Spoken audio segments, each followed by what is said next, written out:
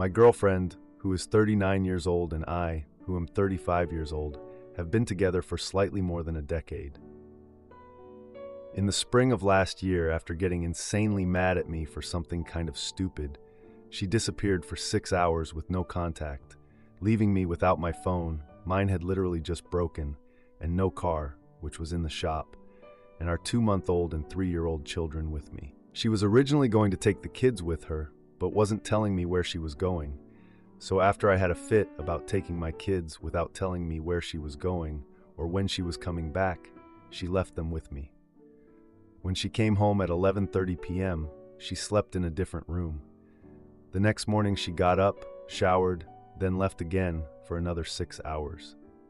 When she returned again, we had a fight about it, and she told me she did it as punishment, as well as saying that I don't deserve her. A month later, after asking me in a lighthearted seeming conversation who I would use a free pass on if given one, she actually offered me a free pass for 8 months. Weirded out by this, I asked her why, and she told me that it seems like I want more intimacy than what she is offering, which isn't untrue because we have intimacy once or twice a month at most, and for most of the relationship, it has been less. And I've complained about this, so she does know. At first, I thought she was messing around with me, but then after asking, she confirmed that she was seriously offering it.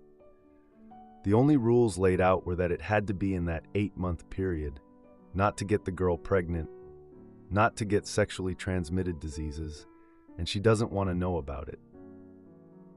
I wanted to ask for more specifics, but didn't want to come off as too interested, so I left it at that. Over the next 8 months, I never really used it because it was rather unrealistic for me to find someone for this when I'm constantly working and dealing with kids, and she always wants to keep tabs on where I'm at. Plus, I didn't really want intimacy with other people. I just wanted it with her more often, even if the thought was admittedly more than a little exciting. I did talk to a few girls briefly, text only, online, when my libido was running high, but my guilty conscience always got the better of me. It still felt like cheating, and I felt like most girls saw through the pass as a guy trying to cheat and downplaying it, so I felt slimy. Plus, how do I do any of this without her knowing, as one of her rules was that she didn't want to know. It was stressful and felt disloyal. In the 7th month, I did meet with a stranger who was in my area for the night for casual intimacy, but what was meant to be a one-night stand instead turned into me having a nervous breakdown and unintentionally making the poor girl my one-night therapist. Fast forward to now, having been bothered by all of this on nearly a daily basis, I just can't shake some of what was said and done out of my mind, and it creeps up out of the blue. I find myself constantly feeling anxious and stressed out sometimes about nothing in particular. Recently, we've seen a couples therapist using her 5 employee assistance programs through her work. But while it did help to strengthen our relationship a little, we didn't address the major issues, mostly because I was afraid to bring them up. I brought up the few fights we had around the start of the therapy, as we were both struggling to communicate effectively, and were both making some pretty basic mistakes that our therapist helped us better navigate. She was already accusing me of telling on her by the 3rd session, so I never brought up anything big. I didn't bring up any of the above points, nor any of the ways she can get borderline emotionally and verbally hurtful if our arguments escalate. The thing is, I'm hurting here. I'm developing trust issues I didn't think I'd ever have. She's begun delivering food aside from her regular job, which puts her out and coming home at irregular, unspecified times. I truly believe she is honestly just delivering food, nothing nefarious, but anxiety is kicking in hard despite that. I also believe she didn't cheat when she left for those 12 split hours, but I can't quite convince myself 100%. She claims to have gone to a discount store in a town 40 minutes away from us, but it doesn't feel like that accounts for 2 back-to-back 6-hour outings. That slight doubt, coupled with the realization that she is willing to punish me as she sees fit, and has told me I don't deserve her, sometimes is enough to put me in a nearly crippling state of emotional dysregulation if I let my mind linger on it. Then just a few days ago, she had me download a driving app which tracks your trips. When I praised her on how her driving was better than mine, and how I was surprised she didn't have more speeding tickets since she claims to always drive 9 over, she asked me, "You're looking at my trips?" with a surprised expression. It automatically showed both our vehicles until I figured out how to have it sort for just mine, which I told her. Since then, her trips are suddenly not recording, and she doesn't seem at all concerned or interested in trying to fix it. I'm trying hard not to feel suspicious. So this is where you all come in, hopefully. I have 3 employee assistance programs through my work that I can use for either solo or joint therapy. I don't know if I should stick with the therapist we've been seeing and bring these things up. I feel guilty doing so, because it felt like we've created this sort of bond with the therapist, and I'm going to be airing out dirty laundry all of a sudden. Not my intent at all, but I need help before I lose all sense of who I am. Since I only have 3 free employee assistance programs and don't want to pay for more sessions, it saves a lot of trouble and time dealing with a therapist we like that already has some of our history as clients. Or should I find a completely new therapist to go solo with, so as not to damage my significant other's reputation with her? I'm afraid I'm going to waste an entire session just on introductions, explaining things we already told the First Lady, and possibly not like them. Do I try to talk about these things, and not for the first time for most of the issues, with my significant other first, before bringing things up in therapy? I'm afraid of her turning straight to, "I think we should break up," like she has on some of my previous attempts to have a heart-to-heart about our more serious problems. Just unsure what the most appropriate approach is for this. Especially since my significant other already called me out on bringing up things about her to the therapist and mentioning things that were her place to bring up, not mine. I never realized there was this delicate dance around what should and should not be spoken to a therapist, and by whom. Now for a few comments before the update. Comment 1. Just my 2 cents here, but it is very likely she had an 8-month affair and offered you the 8-month hall pass as a means to level the playing field. She felt guilty and thought that would make her feel better. It also explains why you weren't getting much intimacy. She was getting most of her intimacy needs met by her affair partner and was only having pity intimacy with you every couple of weeks. Everything adds up. When women are involved in affairs, a lot of the time they'll be inconsiderate and downright mean to their significant other.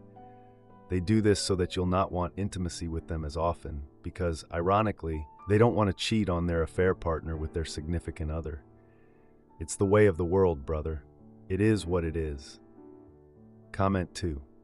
Well, I think you need to seriously consider the possibility that she cheated on you or otherwise put herself in a position that you wouldn't be happy about. No one gives a hall pass out like that unless they are harboring some extreme guilt about something. It's hard to tell how your relationship actually is from one post, but I would be trying to get a hold of her phone when she's sleeping, because it's pretty obvious to me she did something she is not proud of. And no one offers a hall pass like that without doing something that would make them feel unworthy. I doubt she'll be honest with you. You're going to have to find out information on your own. Now for the update. My last post was honestly a bit of a mess. I didn't even know what I was going to do. Well, I got a bit of a wake-up call. A day after my last post, I felt like I needed to deal with things. I couldn't just keep on sitting here, hoping that everything would get better. I decided to check the driving app again. I was hoping that maybe all my suspicions were just a product of my own anxiety. I mean, I wanted to be wrong about all of this. But of course, I wasn't. I found a trip that didn't make any sense. My girlfriend had driven to a different city late at night. Yeah, that same city where we used to live. I was just sitting there watching TV with her that night. I just casually asked her about it, you know? I was trying not to sound too suspicious or anything. She just brushed it off, claiming she was delivering food in a new area. That sounded pretty weird to me, but I didn't want to push it too hard. I just couldn't shake the feeling that something was off, like something was really wrong. So I paid even closer attention to her patterns. I mean, I didn't want to come off as a complete psycho who was watching her every move, but I had to know what was going on. Then we had a family dinner at my parents' house. I noticed how distracted she seemed, and my brother Jake even made a comment about it.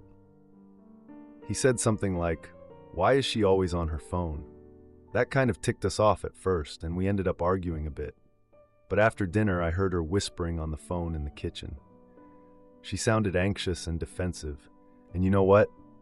That just made me feel even more suspicious. The next day, I decided to use a tracking feature on our shared phone plan to see where she went during her trips. I found out she'd been spending time at a hotel not too far from our house. When I confronted her about it, she just changed the subject and acted all evasive. At that point, I was pretty frustrated, so I decided to go to the hotel. I pretended like I was picking up food for her. As I pulled up, I recognized a familiar car in the parking lot. Guess whose car? My younger sister's. That old knot in my stomach came back, and I asked the receptionist if my sister was staying there. She confirmed that my sister had checked in a few hours earlier, and guess what? My girlfriend checked in with her. I couldn't just confront them right then and there, so I decided to wait outside the hotel. I kept my distance, but I wanted to see what happened next. A little while later, I watched as my girlfriend and sister came out together, laughing and holding hands. They walked to the car, and I'll tell you what, I felt this surge of anger. It was like I was about to explode. I knew they were hiding something big. Instead of confronting them, I snapped a few pictures to have proof of what I was seeing. The next day, I called a family meeting. Yeah, I invited my parents and siblings over because I had to talk about this. I shared the photos I took, and let me tell you, the room fell silent. My parents looked shocked, while my brother and sister tried to defend themselves. I confronted my sister about her betrayal. I demanded to know how long this had been going on. She admitted it had started months ago, claiming she fell in love with my girlfriend. This news just caused a lot of drama in our family. It led to arguments and accusations flying everywhere. I decided to take a step back from the chaos. Everyone needed some time to process what had happened. A week later, I got a text from my girlfriend. She asked to meet up and discuss everything. I agreed to meet her at a local diner where we had shared many memories. When she arrived, I laid it all out for her. I went through her lies, the photos, and my sister's betrayal. Instead of apologizing, she tried to justify her actions, and that led to a heated argument. I stood up and announced that I was done with the relationship. The next day, I filed for separation. I made sure my girlfriend understood the consequences of her actions. Now I'm just focusing on co-parenting. I'm determined to keep the peace for the sake of our kids. I can't believe how far I've come since this all started. I really thought I couldn't live without her, but honestly, life feels so much better without all that drama. I never thought my sister would betray me like that, but I'm glad I found out. Now I know I deserve someone who's all in and not hiding stuff from me. Thanks for all the support and advice you guys gave me along the way. It's helped me more than you'll ever know. Take care, everyone. Edit. I didn't tell my parents about the rough patch my girlfriend and I were experiencing. I didn't want to worry them or make things worse. My brother Jake was aware of our troubles, but I hadn't told him about my suspicions. My sister and my ex broke up soon after my confrontation. Am I the idiot for confronting my partner about his corn addiction during a family birthday party? I guess where I'll start with this is that my partner and I have a child together that we conceived by accident. Before the baby, we were together for 2 years, and it was serious, but neither of us was really sure about forever together. I say this because I understand my mistake in falling for starting a family and making a lifelong commitment to someone with a tendency that I knew about before but chose to ignore. My partner has a corn addiction. Before people have to say that I invade his privacy, he has given me permission to look at his phone whenever I want because he has nothing to hide. Some of this I know because it's just on normal screens that are on often. More specific details I know because I wanted to know if I have to wait for a recharge. Period. And to see if he was actually doing this instead of helping me with our child. He has several apps he uses on his phone but also prefers his laptop. He has confessed to using it in the bathroom or in a work vehicle on the clock. He uses it inconspicuously while I am getting myself and our child ready in the room beside him. Seemingly, he uses it every time he is left home alone. He uses it while I am putting our child to bed. He uses it in the morning even though I need his help getting things ready. And that's just corn. All of his casual social media is full of thirst trap content. He is also addicted to TikTok and goes through at least one, usually more, intimacy account every day. Sometimes he even copies the username to look up unclothed pictures. After watching a movie together, he will look for unclothed pictures of the actress as well. In the past, I knew of this to a lesser degree, and it really didn't affect me as much. I just didn't think it was my business because we were just young people dating. He wasn't doing this while I needed his help with our child. He was doing it on the job, but now that my family relies on his job, I actually care that he doesn't get caught and fired. We didn't live together, so it wasn't happening while I was literally present. My point is, it affects me in many ways now, but most of all, my self-esteem. I have recently finished breastfeeding our child, and my breasts are deflated as hell, to say the least. I have lost all of the pregnancy weight, and I am right back to where I was pre-pregnancy, very thin, BMI 17. The relationship situation aside, my self-esteem is quite low these days as it is. But then you tack on the fact that he is watching larger body types all day, and it just unalives me. I am self-conscious about getting dressed and showering. I am self-conscious about cuddling. I am very, very self-conscious during intimacy. I can hardly enjoy it. Hell, I am self-conscious just existing around him. Here is the ringer. He tells me how attracted he is to me and how beautiful I am all the time. We have intimacy multiple times per week. He doesn't have a hard time finishing. He actually finishes too fast for my taste usually. He tells me the online stuff isn't real to him and has nothing to do with me, and honestly, I believe him. On top of all that, he is very affectionate, kind, caring, and he makes sure mine and our child's needs are taken care of.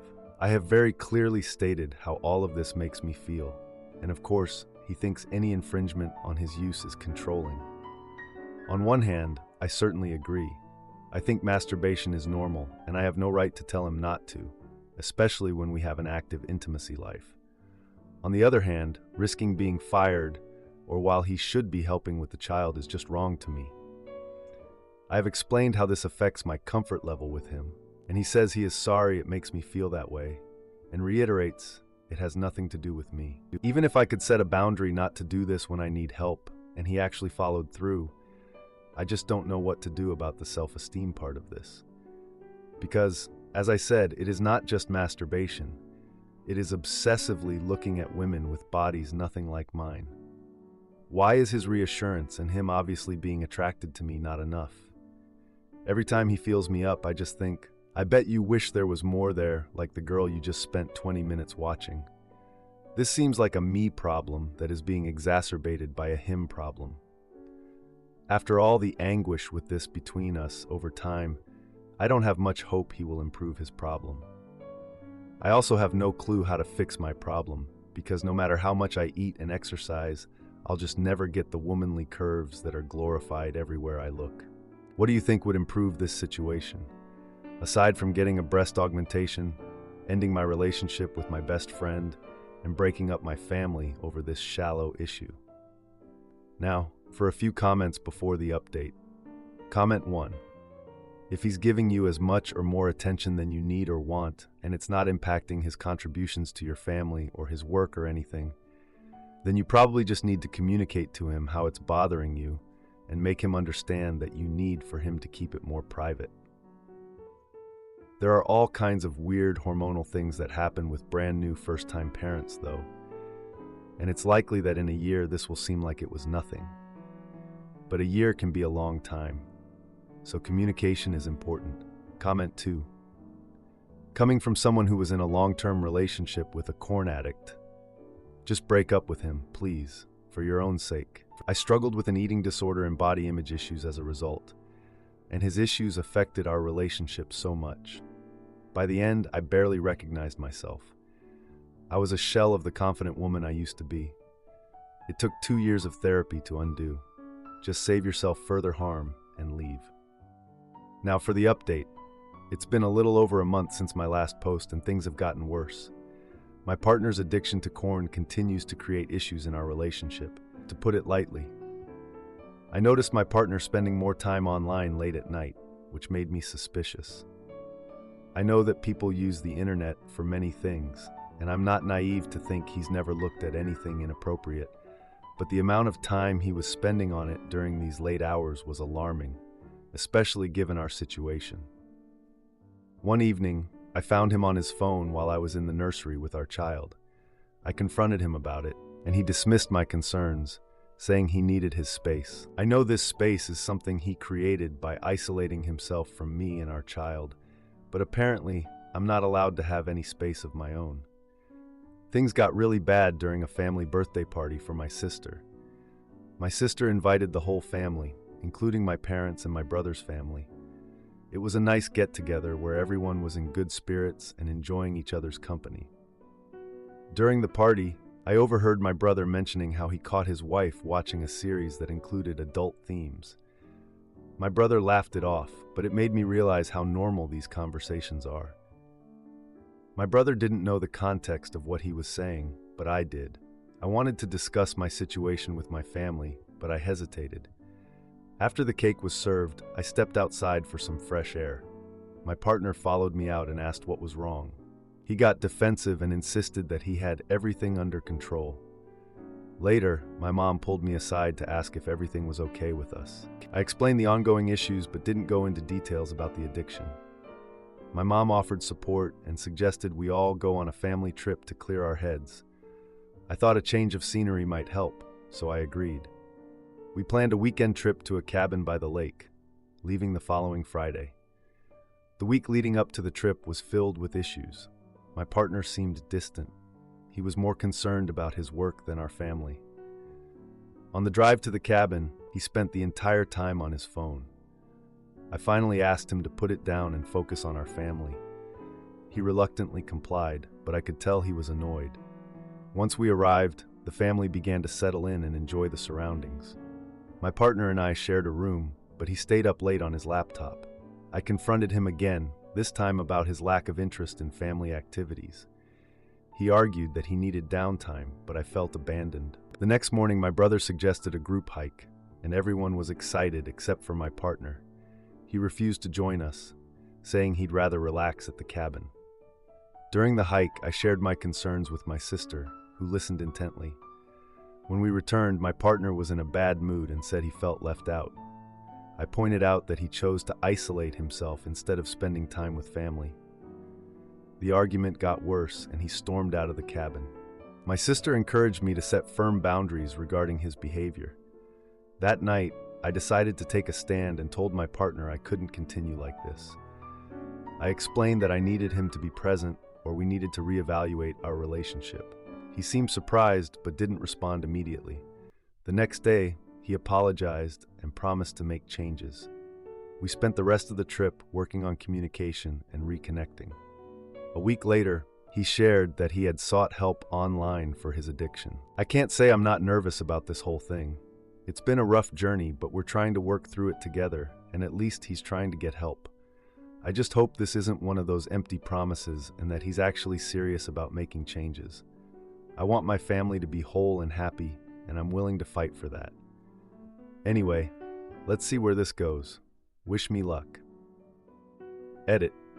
It's been a few weeks since my last update, and progress has been slow but steady. My partner has been attending online support groups and is more open to discussing his addiction. He acknowledges its impact on our relationship and is committed to rebuilding our connection. We've started couples counseling, which has helped us communicate better. My self-esteem is gradually improving as well. We're not perfect, but we're working on understanding and supporting each other through this journey. Am I the idiot for dumping my boyfriend after catching him on Facebook dating and finding out he cheated the whole time? My boyfriend and I were in bed together 2 evenings ago and went through our usual routines of being on our phones and checking social media before bed. He went onto Facebook, and I glanced over and saw a notification from Facebook dating, but I didn't question him on it as I wasn't completely sure. We've been together since May, and he's consistently told me he wants to marry me and spend his life with me, and that he can't wait to even introduce me to his son, who is 5 years old. I looked at his phone yesterday while he was in the shower, and lo and behold, he's getting matches on Facebook dating. His profile has been active since before we were together. He never deleted it, despite telling me he had deleted all dating apps a week before we officially started dating. Then I found that he's messaged people as recently as August 9th, while I was on holiday with my parents.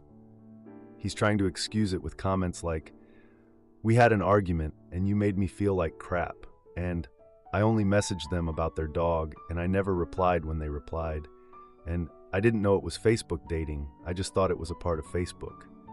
He's not that clueless. He's in his final year of a psychology degree.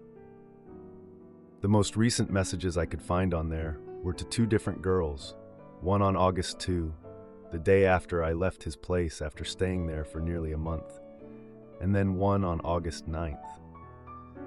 However, he did get a match with one girl on the day in question, and another match while he was downstairs sitting with my parents while I was in the garden playing with my puppy. He's known for our entire relationship that one of my biggest fears is not being good enough for him or being enough in general, thanks to my low self-esteem from being cheated on in most of my relationships. I asked him if he could prove to me that he's not on any dating apps or has even remotely flirted with any other girls other than the 2 people from Facebook dating, and he refused. He promised he hadn't, but he refused to show me anything, which makes me feel like he's hiding something. But he insists he isn't. He said he didn't want me digging through his life for the past 5 months looking for something that isn't there. Something in me is saying if he's done this when we've argued and he's run to a dating app without hesitation, there could be more that he's hiding. I want to believe him, but because of my history of being cheated on, it's incredibly hard for me to trust people, especially on something like this. He gets incredibly defensive and annoyed when I ask for proof or even when asking for reassurance. We both have borderline personality disorder, so I understand that it's annoying to hear the constant need for reassurance when someone won't take you at your word. And I understand he's been through hurtful relationships where people controlled him and checked everything he ever had, including his phone, day in and day out, and wouldn't let him go anywhere, to the point police were involved. I don't want to be that person and check his phone, even just once, but I feel like he's hiding something more. He didn't even try to defend our relationship or anything when I told him that this was cheating. He only said sorry and that he loved me when I prompted him to say it by asking if he still loved me and wanted me in our relationship. He got annoyed when I even made him promise last night that nothing like this would ever happen again. My question is, how do I know he isn't hiding anything else? How do I approach any of this in any way? How do I know if I'm being manipulated and treated as gullible? I've been cheated on a lot, but there's always been more substantial evidence, or they've just left without explanation. I don't know how to navigate this. I don't know if I should trust him. Now for a few comments before the update. Comment 1. I'm just saying, I'm strictly monogamous and believe cheating is wrong on every level. I would never even glance at a dating app while with my boyfriend. The fact that he has been making matches and is active on them should tell you all you need to know. Comment 2. He's trying to excuse it with mentions like, "We had an argument and you made me feel bad." So every time you have an argument, he can continue looking for another woman? No. Stop this now. This will never end well. Now for the update. A month has passed since the whole dating app drama. I thought maybe if I talked to him about it again, I could get some clarity. So I decided to confront him during dinner at this cute Italian place we used to love. He was all smiles, but the moment I brought it up, his mood soured. He claimed he deleted the app and literally asked me why I was still bothered by it. Like, really? He's still this clueless? I kept thinking about how he's been so distant lately. It's like he's in the same room with me, but his mind is somewhere else, probably glued to his phone. Even during dinner, he was just scrolling away. I suggested we spend the weekend together to make up for lost time, and he says he has plans with his son. I mean, I get it, but it just felt like an excuse, you know? We went to this family gathering for my aunt's birthday. She was turning 50 and wanted all of us there. I thought it would be nice to celebrate with family. But there I was, in the middle of the party, and he was texting under the table like a teenager. I couldn't take it anymore and asked him who he was messaging. He snapped at me, saying it was none of my business. The entire table went silent, and I could feel everyone's eyes on us. It was so awkward, like a scene from a bad reality show. After dinner, I stepped outside to call him out on his behavior because I was done pretending everything was okay. He accused me of ruining the evening, which was so typical of him. I told him I needed space to think, and he just stormed off. The next day, he showed up at my apartment with flowers and an apology. He was all like, "I want to work things out." I accepted the flowers because it's hard to say no to a bouquet, but I felt uneasy. It was like he had forgotten the whole reason I was upset in the first place. A week later, we went to a friend's wedding together. I was hoping we could have a good time and put everything behind us, but nope. He was acting all buddy-buddy with this female guest. They were laughing and whispering, and it made my skin crawl. I approached him and asked what was going on. He brushed it off, saying they were just having fun. I could feel the anger boiling inside me, but I tried to keep it together. After the wedding, we went home and I confronted him about the flirting. He denied doing anything wrong and accused me of being insecure. That's his favorite line, by the way. We ended up in a heated argument, and it just felt like we were going in circles. I knew I needed to take a break from this drama, so I decided to stay with my sister for a few days. During my stay, I saw on social media that he had been out with friends. He looked so carefree, like he didn't have a worry in the world. Then, I saw this comment from a woman on one of his pictures. She was like, "Had the best time with you," and I just lost it. After a few days, I returned home and found a letter from him in my mailbox. The letter was filled with empty promises to change, and I just rolled my eyes. At a family dinner for my brother's promotion, he showed up uninvited. My mom was so happy to see him, but I was like, oh hell no. He wanted to talk, but I made sure to keep it short. He mentioned how he missed me, but he still didn't understand why I was upset. I finally told him that I didn't trust him and needed to prioritize my own well-being. He got all defensive again, saying he's done nothing wrong. After that dinner, I made my decision. I was done. I packed his things and left them at his door. I wrote a note saying I couldn't keep pretending. He messaged me saying he was sorry and wanted to talk, but I didn't respond. A few days later, I saw him out with the same woman from the wedding. They looked so intimate, and it hurt. But honestly, I was more focused on my own life. I reconnected with my friends, started going to the gym, and just enjoyed my independence. Later on, I got a message from him saying he wanted to get back together. He claimed he changed, but I knew deep down that there was no turning back now. Mini update: after the breakup, his friend reached out, sharing details about his ongoing dating app use. I learned he had been unfaithful during our entire relationship, confirming my worst fears. If you like this video, you'll probably like these too. Also, while you're here, please consider subscribing. It's your support that keeps this channel alive and allows me to make better and longer videos. Have a great day.